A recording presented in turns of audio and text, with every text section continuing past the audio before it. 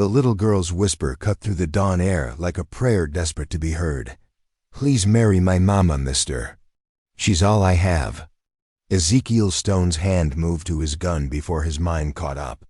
The child stood in the mud outside the saloon, her dress torn at the hem, tears carving clean tracks through the dust on her dark cheeks. She couldn't have been more than 8 years old. Stone's fingers froze on the grip. The girl didn't flinch, didn't step back, just stood there, with her small hands pressed together, waiting.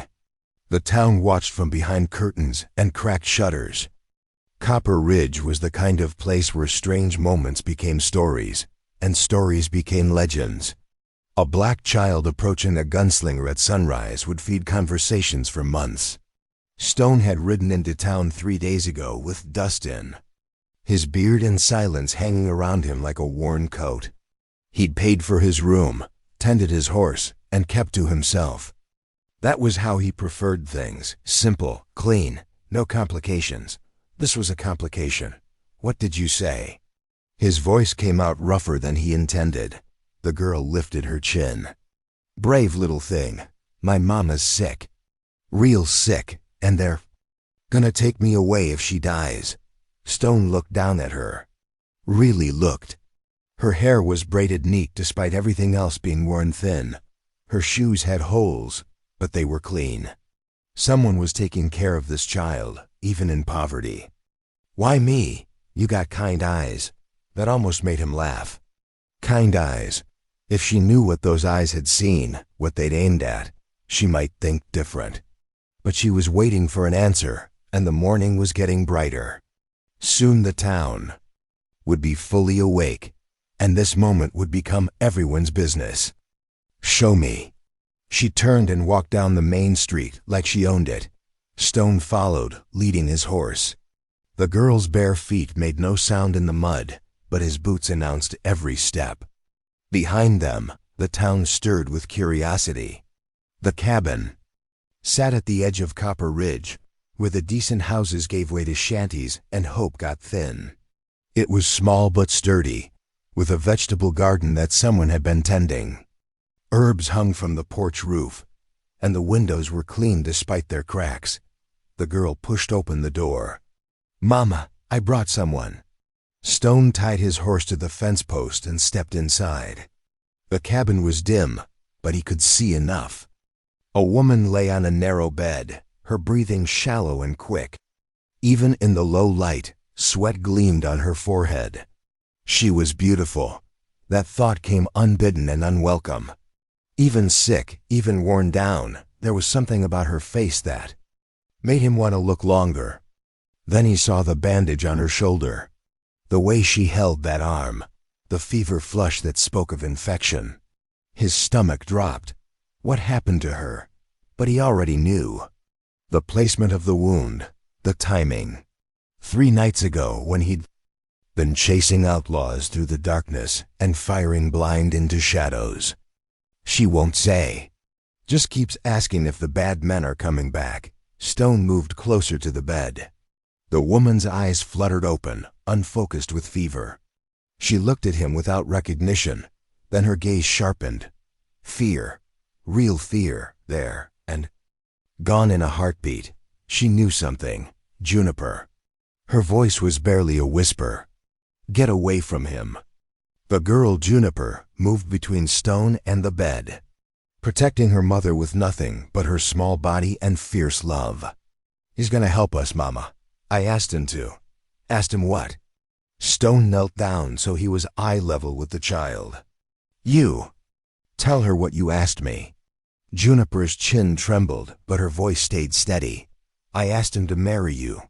So they can't take me away, so we can be a family." The woman on the bed went very still.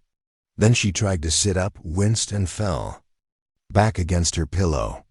"Juniper, you can't just ask strangers to marry people. It doesn't work that way." "But Mama, you always said family is the only thing that matters. And if we don't have family, they'll make me go away." Stone studied the woman's face. The fever. Yes, but something else. Intelligence, strength, even in weakness. And that fear again, quick as a bird's shadow. She was afraid of him specifically. Not just because he was a stranger with a gun. Because she recognized him. Heavy footsteps on the porch. Stone's hand went to his weapon as the door swung open without invitation. Sheriff Cornelius Blackwood filled the doorway, his badge catching the morning light. He was a big man with small eyes and a smile that never reached them. Well. The mysterious Mr. Stone. Blackwood stepped inside like he owned the place. Didn't expect to find you here, Sheriff, and our dear Celestine. How are you feeling, darling? The woman, Celestine, pulled a thin blanket up to her chin. What do you want, Blackwood? Just checking on you. Making sure you're well enough to discuss your situation. He pulled a folded paper from his vest. Got some documents here that need your attention. Stone could smell the corruption on the man. It hung around him like bad cologne. What kind of documents? Blackwood's smile got wider. Oh, just some debts that need settling. Taxes. Fines, the usual. He unfolded the paper with deliberate slowness. Comes to about $200. Celestine went pale. 200? That's impossible. Numbers don't lie, darling. And if you can't pay... He looked at Juniper with eyes that made Stone's skin crawl. Well, the girl will need looking after. There are work programs that would be happy to take her, teach her useful skills. Stone had heard about those programs. They weren't programs. They were slavery with different names. Juniper pressed closer to her mother's bed. The child understood enough to be scared. How long does she have? Stone's voice cut through the tension. Blackwood turned those small eyes on him. I beg your pardon? To pay. How long? Well, that's generous of you to ask, but this is really between me and the lady.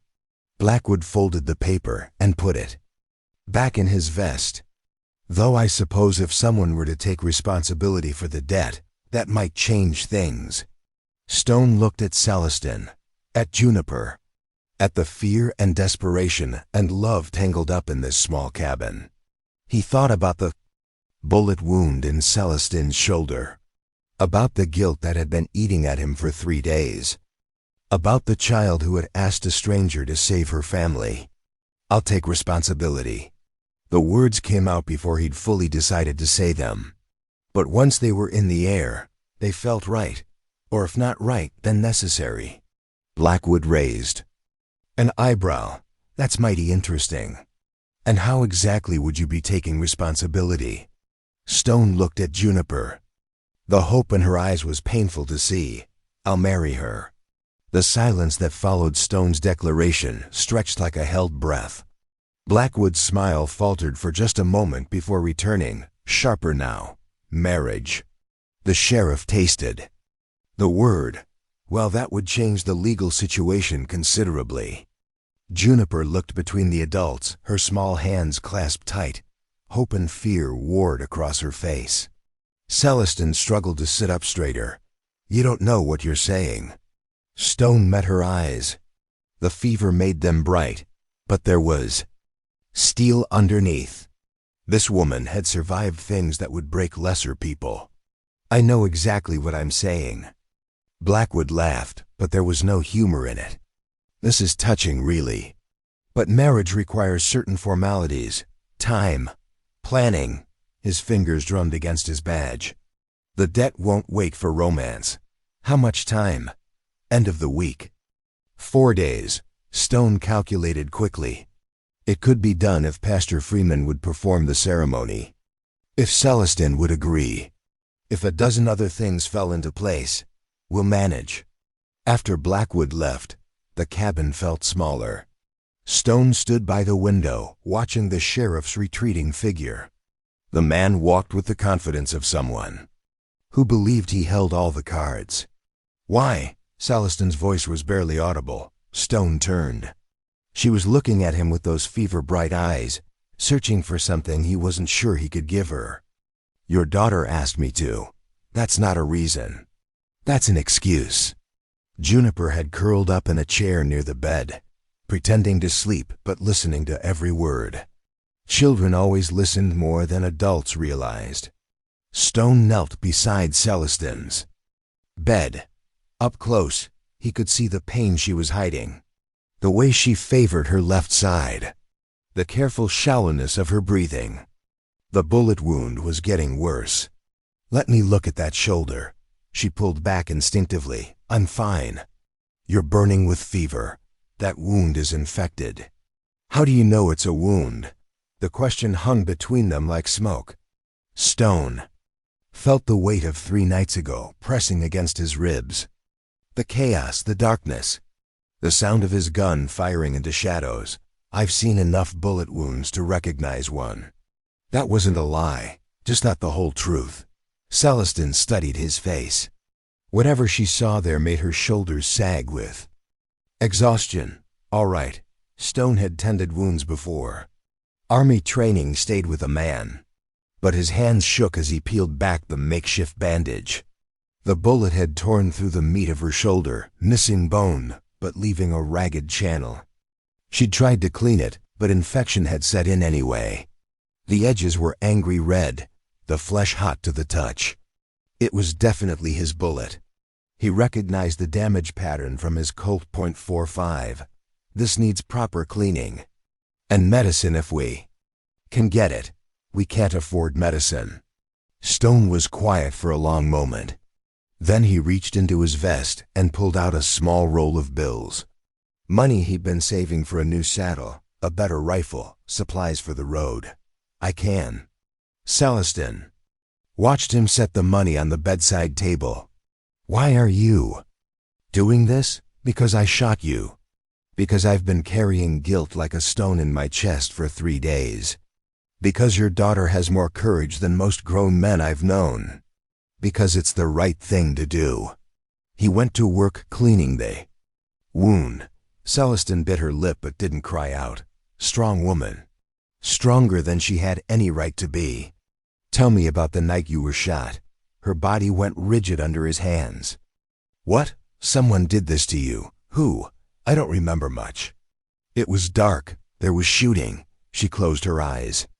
"I was coming back from delivering a baby across town. Got caught in the middle of something." Stone's hands stilled. "What kind of something?" "Men on horses, wearing masks. They were shooting at someone else, and I just happened to be there."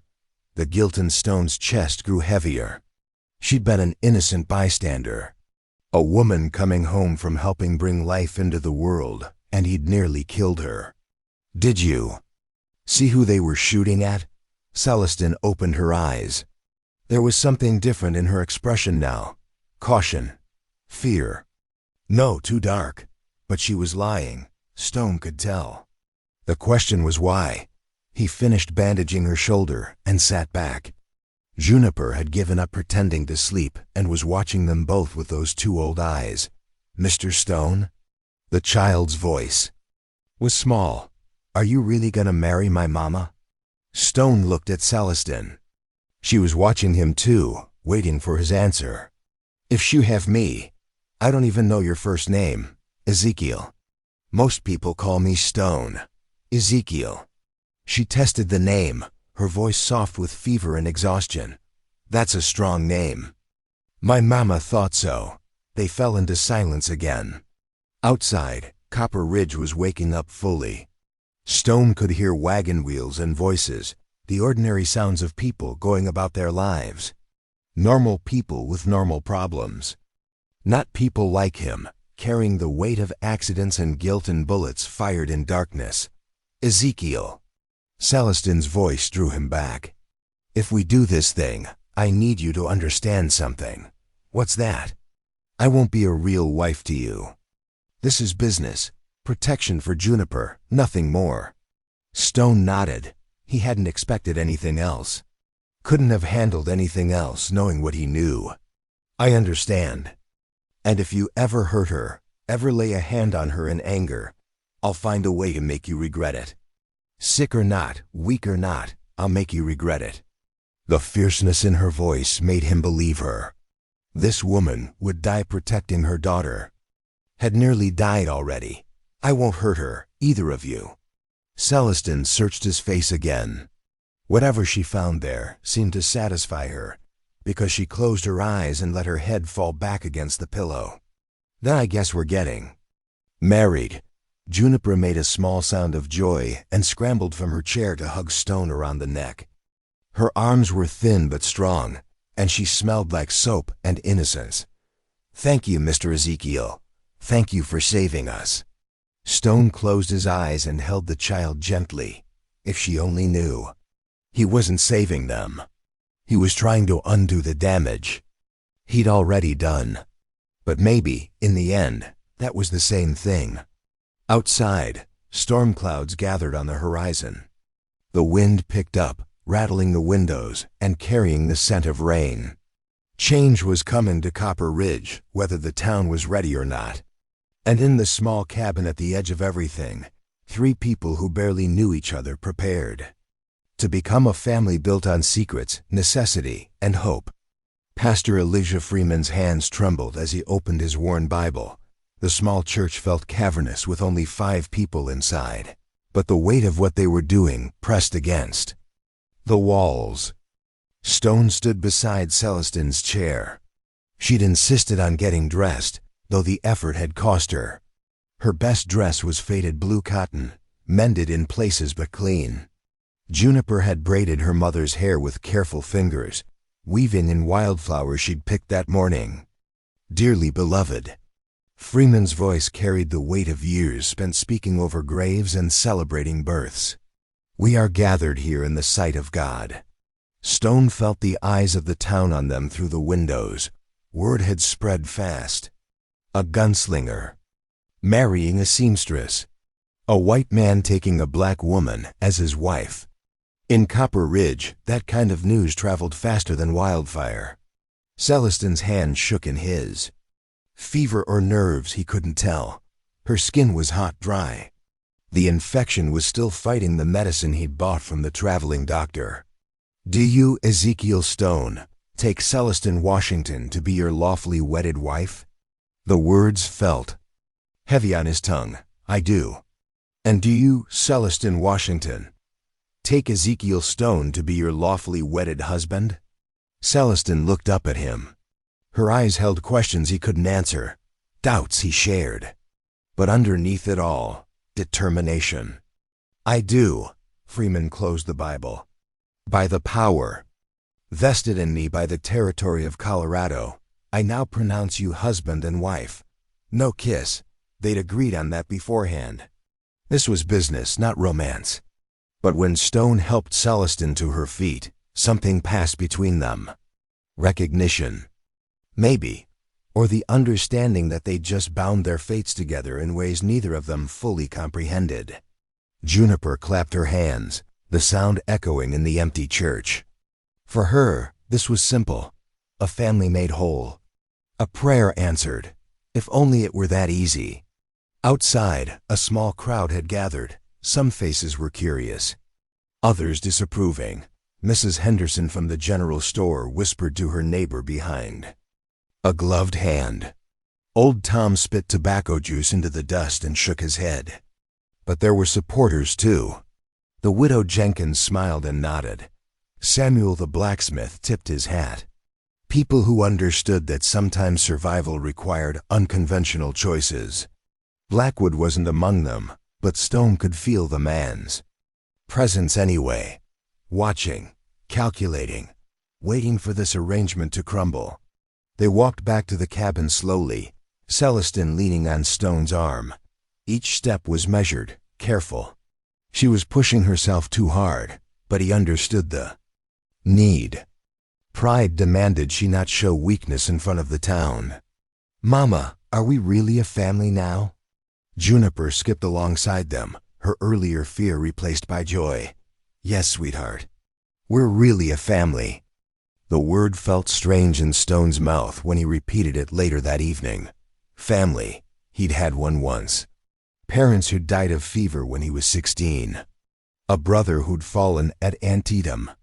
The army had been his family after that, until it wasn't. Now he sat in a chair beside Celestin's bed, watching her sleep fitfully. The fever made her restless. She'd kicked off the blankets twice, muttering words he couldn't make out. Juniper slept on a pallet near the fireplace, one arm wrapped around a cornhusk doll. Peaceful, trusting. She believed in him completely, and that trust was both gift and burden. Stone knew he should sleep too. Tomorrow would bring new challenges. But every time he closed his eyes, he saw the muzzle flash from 3 nights ago. Heard the cry of pain that had cut through the darkness. He'd been chasing bank robbers. 4 men who'd hit the Copper Ridge Savings and Trust just after closing. Stone had tracked them to a canyon outside town where they'd made their stand. The fight had been chaotic, gunfire echoing off rock walls. Horses screaming, men shouting orders and curses. He'd seen movement in the shadows and fired, just doing his job. Protecting the town's money. But the person he'd hit hadn't been one of the robbers. It had been Celestin, riding home from delivering a baby. Wrong place, wrong time. An innocent caught in the crossfire of other people's choices. The guilt ate at him like acid. Every time she winced from pain, every time she struggled to lift her arm, he felt the weight of that mistake. But there was something else. Something that bothered him more than his guilty conscience. The robbers had known exactly when to hit the bank. Exactly where the money was kept. Exactly which route to take out of town. Someone had given them information. Someone local. Stone's eyes found Celestin's face in the dim firelight. She'd said she didn't remember much about that night. Said it was too dark to see who was shooting. But earlier, when he'd been cleaning her wound, she'd mentioned something else. The men had been wearing masks. How could she know that if it was too dark to see, she was hiding something? The question was what and why. A soft knock at the door interrupted his thoughts. Stone's hand went to his gun automatically. Late night.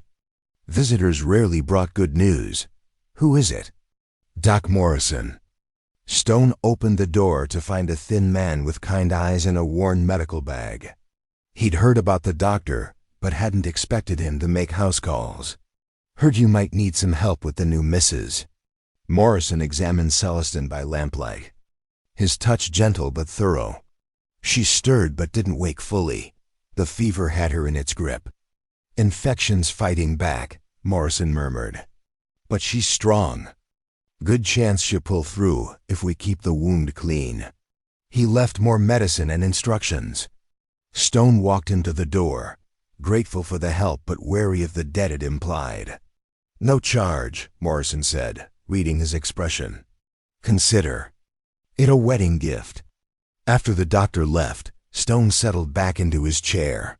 The cabin was quiet except for the crackle of the fire and Celestin's uneven breathing. He must have dozed because he woke to find her watching him. The fever had broken, leaving her eyes clear but exhausted. You stayed. Where else would I go? She was quiet for a long time, studying his face in the dying firelight.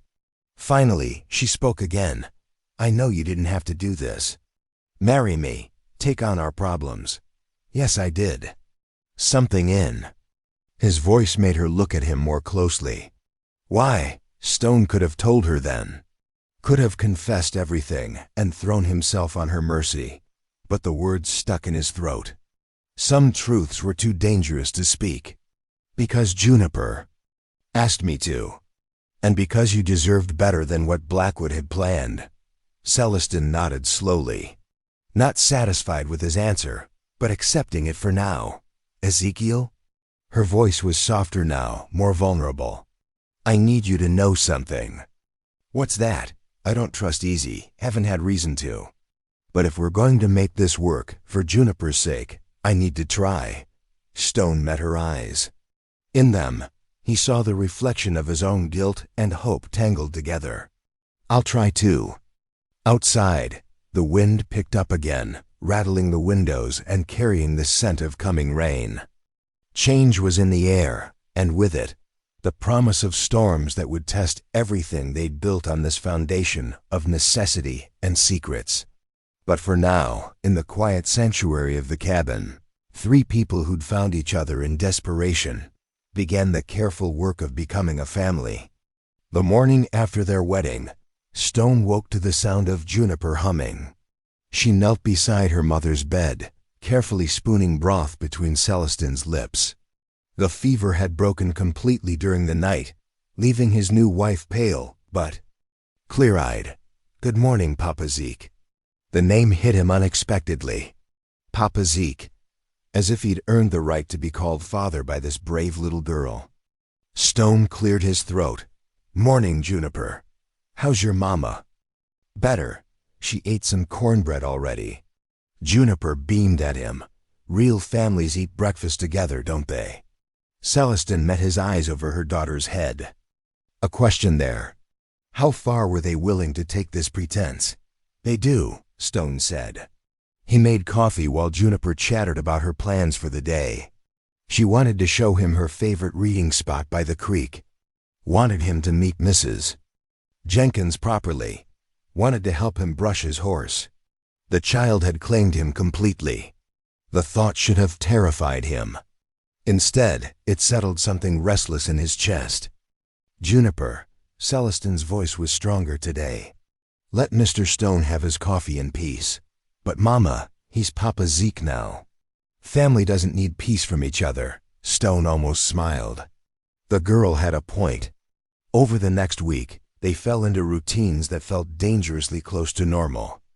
Stone would tend the horses, check Celestine's wound, and make repairs around the cabin. Celestine would rest, so when she felt strong enough, and watch him with those careful eyes. And Juniper would weave between them both, creating connections where none had existed before. Stone discovered that Celestine had been teaching the local children to read. Not just the black children, but any child whose parents couldn't afford proper schooling.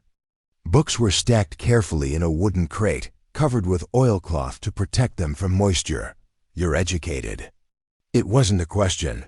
"My former mistress taught me before she died." Said knowledge was the only thing nobody could take away. Stone ran his fingers along the spine of a worn arithmetic book. "These children are lucky to have you." They were. "Before I got shot, I had 12 students. Now they have nowhere to go." The guilt twisted in his stomach again. Another life. He disrupted without meaning to. "You'll teach again, when you're stronger." Celestine looked at him with something that might have been gratitude. Or maybe just hope, but their careful peace couldn't last. Stone felt eyes on them whenever they went to town. Heard whispers that stopped when he turned around. The marriage had created ripples that were still spreading. Some of those ripples came from unexpected places. Stone.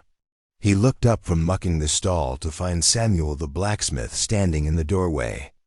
The man was built wide and solid, with arms that could bend horseshoes.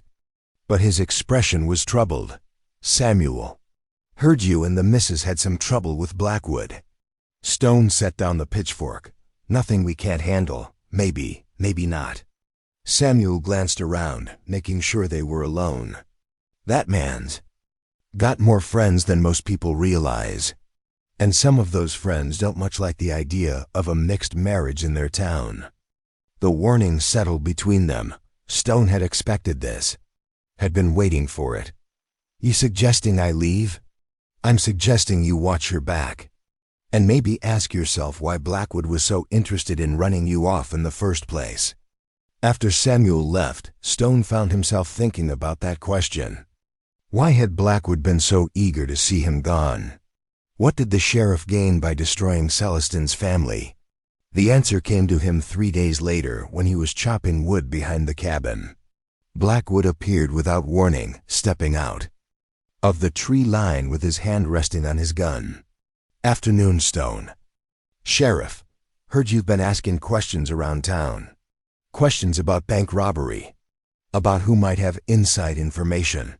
Stone split another log, not looking up. "Can't imagine where you heard that. Small town, word travels." Blackwood moved closer. "See, the thing is, we already caught those robbers." "Case is closed, is it?" far as the law is concerned. Blackwood's voice carried an edge now. But if someone kept stirring up trouble, asking the wrong questions, well, that might cause problems for everyone involved. Stone straightened. Axe still in his hands. What kind of problems? The kind that starts with federal marshals asking about deserters. Wanted men who never faced justice for abandoning their posts. The words hit Stone cold. Blackwood knew about his military record. Knew about the court-martial that had driven him from the army. Interesting story, Stone said carefully. Gets more interesting. See, harboring a deserter is a federal crime. Anyone married to such a man might find themselves in considerable legal trouble. Their children, too. The threat was clear. Cooperate or watch Celestin and Juniper pay the price for his past. What do you want? Blackwood smiled. Just for you to stop asking questions. Stop stirring up settled business. Be a good husband and tend your own affairs. After the sheriff left, Stone sat on the porch steps and stared at the horizon. The past was catching up to him, just as he'd always known it would. The only question was whether he'd run from it again or stand and face the consequences. Inside the cabin, he could. Hear Celestin reading to Juniper. Her voice was steady, warm. The sound of a mother caring for her child. The sound of the family he'd somehow found himself protecting. That night, after Juniper was asleep, Celestin found him sitting by the fire. You're troubled. Stone looked at her. Really looked. The fever had left her thinner, but strength was returning. She moved with more certainty now. Her eyes had lost that glassy brightness of sickness. Blackwood paid me a visit today. What did he want? Stone told her. About the threats. About his military record. About the choice he was facing. Celestin listened without interruption.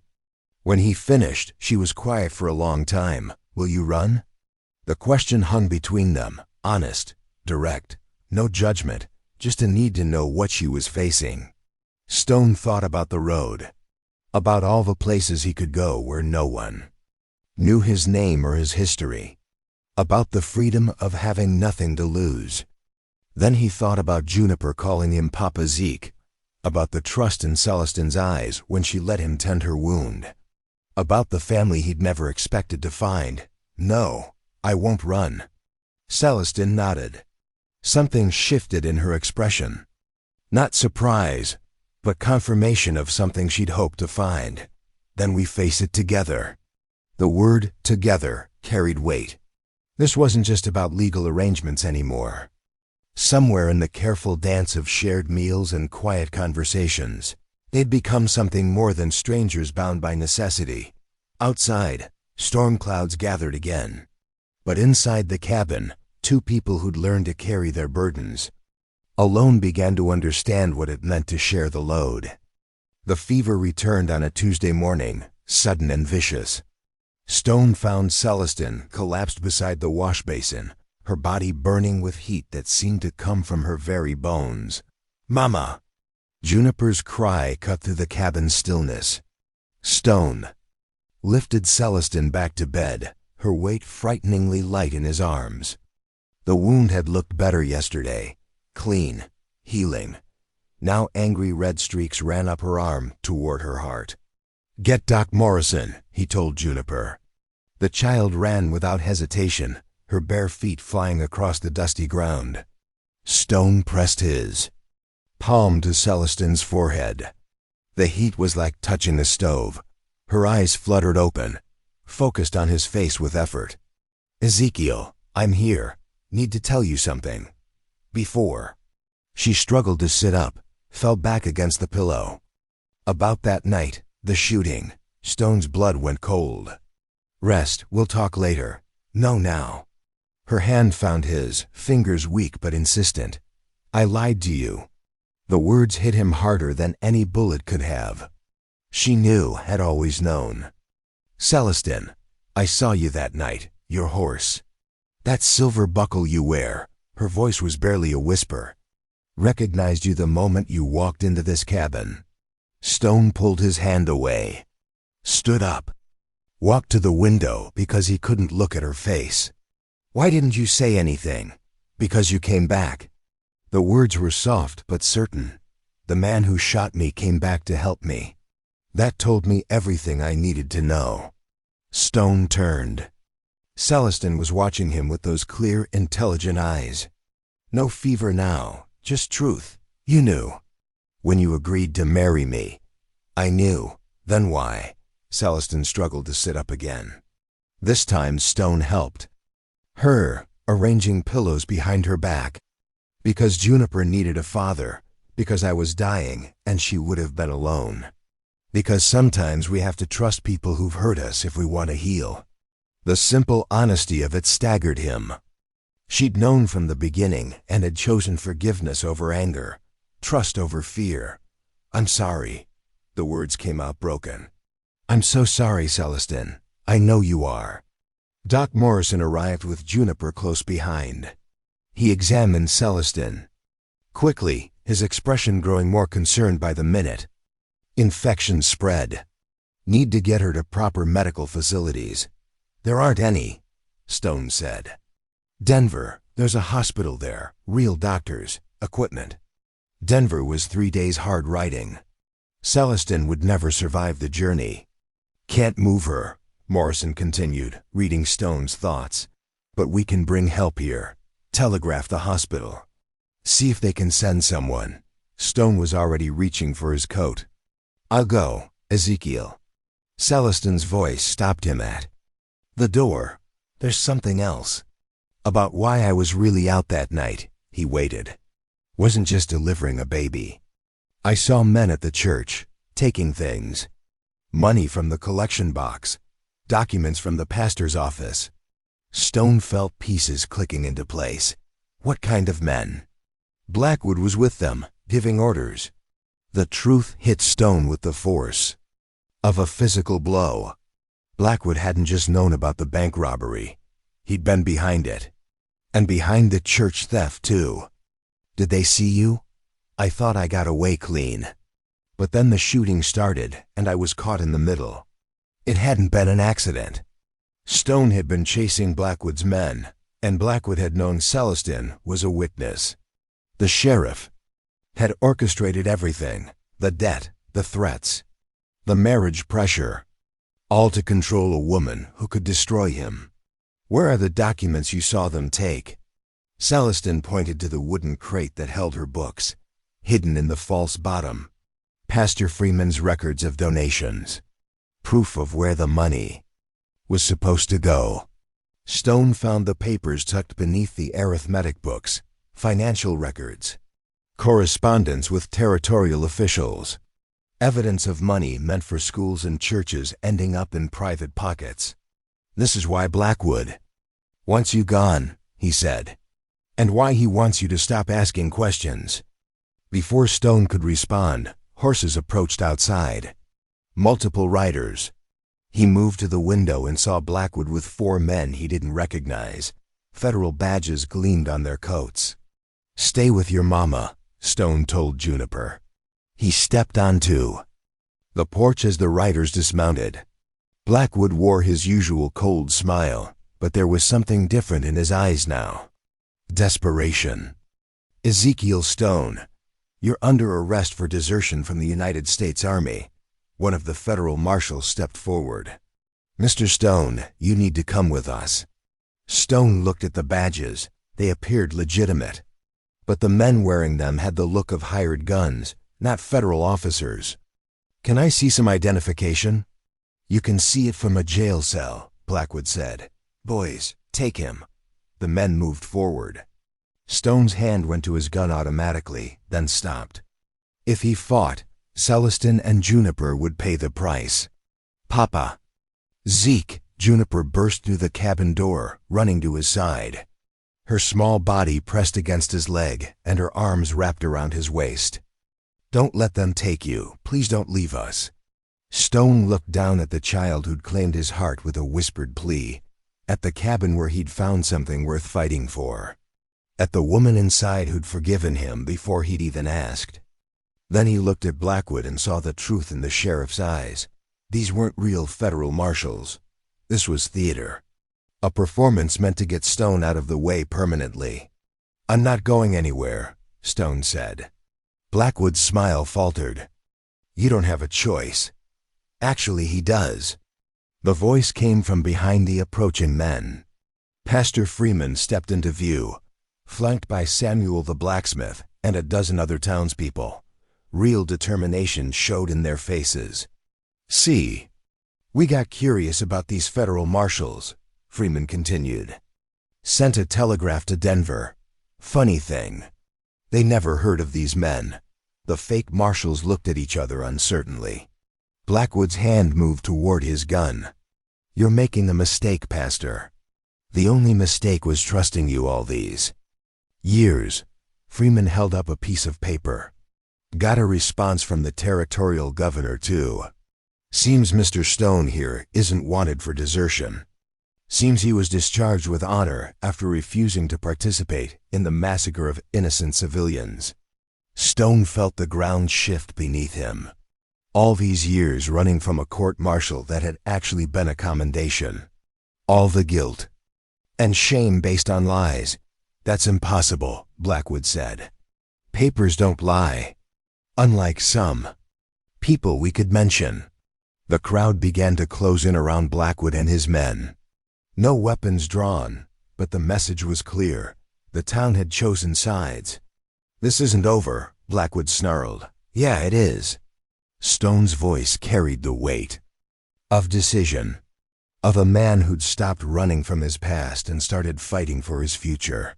"You wanted me gone because I was asking questions, because I was getting close to the truth about your operation.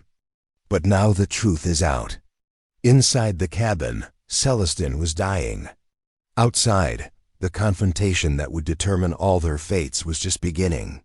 Stone looked at Juniper, still clinging to his leg, at the townspeople who'd risked themselves to defend him, at the life he'd built on the foundation of a child's desperate plea. Whatever came next, he would face it standing still. The standoff stretched like a held breath. Blackwood's hand hovered near his gun while the townspeople formed a protective circle around Stone and Juniper. The fake marshals shifted nervously, outnumbered and exposed. "You're all making a grave mistake," Blackwood said. His voice carried less authority now, more desperation. Pastor Freeman stepped forward, the telegraph papers still in his hand. "The only mistake was believing your lies for so long." Stone felt Juniper's grip tighten around his waist. The child had started this with a whispered plea to a stranger. Now she stood at the center of a confrontation that would reshape their small town. "Juniper." Stone's voice was gentle but firm. "Go check on your mama. But Papa Zeke." "Go, I'll be right here." The child looked between him and the armed men, her young mind processing threats she shouldn't have to understand.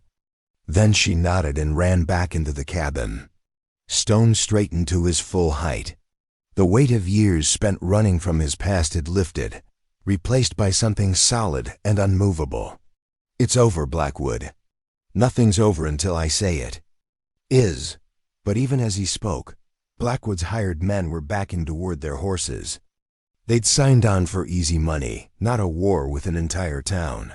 Samuel the blacksmith moved to block their retreat. His massive frame cast shadows across the dusty ground. "Nobody's leaving until we sort this out proper." The sound of approaching hoofbeats broke the tension. Real federal marshals this time, their badges authentic, their bearing official. Pastor Freeman's telegraphs had brought more than just information. Marshal Thompson dismounted with the practiced ease of a man who'd spent decades enforcing federal law. His gray beard and steady eyes spoke of experience and integrity. "Sheriff." "Blackwood, Mr. Stone." He nodded to each man in turn. "Understand we have a situation here." Blackwood straightened, trying to regain his authority. "Marshal Thompson, these people are harboring a deserter. I was attempting to make an arrest when they interfered." Thompson pulled out his own set of papers. "Funny thing about that. According to Army records, Ezekiel Stone was discharged with full honors, commended for refusing to participate in actions against civilian populations. The words hit the crowd with the force of revelation. Stone had been running from a heroic act, not a criminal one. There must be some mistake. Blackwood's voice cracked slightly. Oh, there's been a mistake, all right. Several of them. Thompson's attention shifted to the fake marshals, starting with these men impersonating federal officers. One of Blackwood's hired guns broke first. He threw down his badge and raised his hands. We didn't know they were fake. Blackwood paid us to play dress-up, said it was official business. The dam burst. The other fake marshals followed suit, distancing themselves from Blackwood as fast as they could speak. Money changed hands. Orders given. A web of corruption that reached far beyond Copper Ridge. Stone watched Blackwood's empire crumble with each confession. The man who'd threatened his family, who'd built power on lies and intimidation, suddenly looked very small. There's more, Stone said. He retrieved the document Celestin had hidden. Financial records, proof of theft from the church, evidence of the bank robbery connections. Thompson examined the papers with growing interest. Each page added another nail to Blackwood's coffin. Cornelius Blackwood, you're under arrest for corruption, theft, conspiracy, and impersonating federal authority. The words should have brought satisfaction. Instead, Stone felt only emptiness where anger had been. Justice served, but at what cost? Inside the cabin, Celestin was fighting for her life. Stone left the marshals to their work and returned to his wife's bedside. The fever had worsened in the brief time he'd been outside. Doc Morrison worked frantically, but his supplies were limited. She needs better care than I can give, Morrison admitted. Then we get her better care. Stone made arrangements quickly. A wagon with soft bedding for the journey to Denver, supplies for the road. Money for the hospital. I want to come, Juniper said. It's a hard trip, sweetheart. She's my mama. I belong with her. Stone looked at the fierce determination in the child's eyes. The same courage that had brought her to him that first morning. Then you come. The journey to Denver took 4 days. Celestin drifted in and out of consciousness, but she held on. Stone drove the wagon while Juniper sat beside her mother, reading aloud from their favorite books. The hospital in Denver was everything Copper Ridge lacked. Clean rooms, trained doctors, medicine that actually worked. She'll recover, Dr. Harrison told Stone after the first examination. But it'll take time. Time they had now. Blackwood was in federal custody. The fabricated debts were erased. The threats that had hung over their family were gone. Stone found work in Denver while Celestin healed. Honest work that paid fair wages. Juniper attended a real school with other children her age. But they all counted the days until they could go home. 6 weeks later, they returned to Copper Ridge. The town had changed in their absence. New leadership, new hope. The money recovered from Blackwood's schemes had funded improvements to the school, the church, and the clinic. Welcome home, Pastor Freeman said as their wagon rolled down Main Street. Home, the word carried weight now. Not just a place, but a belonging. Stone helped Celestin down from the wagon. She was still thin, still healing, but strength had returned to her movements, purpose to her eyes. Think the children would like to start lessons again? She asked. I think they'd love nothing more. That evening, they sat on their porch as the sun set over Copper Ridge. Juniper played with her doll nearby, humming the same tune Stone had heard that first morning. Do you ever wonder what would have happened if she hadn't asked you that question? Celestin's hand found his in the gathering dusk. Stone thought about it, about the roads not taken, the family never found. No, he said finally, some things are meant to be. 6 months later, the Stone family opened the Copper Ridge community school. All children welcome, regardless of color or circumstance. Stone taught mathematics and practical skills. Celestine handled reading and writing. And Juniper helped everyone, the little girl who'd saved them all with a whispered plea becoming a bridge between worlds. On quiet evenings, Stone would sit by the fire and watch his wife teach their daughter to read.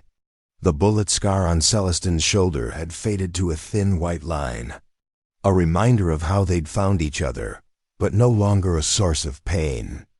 The guilt he'd carried for so long had transformed into something else, gratitude for second chances, understanding that sometimes the worst mistakes could lead to the greatest blessings. Juniper would look up from her book sometimes and smile at him. Papa Zeke, she'd call him. And in her voice, he heard the echo of that desperate morning when a child's love had moved mountains. The family they'd built on necessity had become something real, something lasting, something worth every mile he'd traveled to find it. And that is all to the story for now. Please let me know where you are tuning in from. Perhaps we will create a story there. Consider liking this video and subscribing to our channel. And if you enjoy our content, click this video on your screen. I promise you, it's worth watching. See you tomorrow.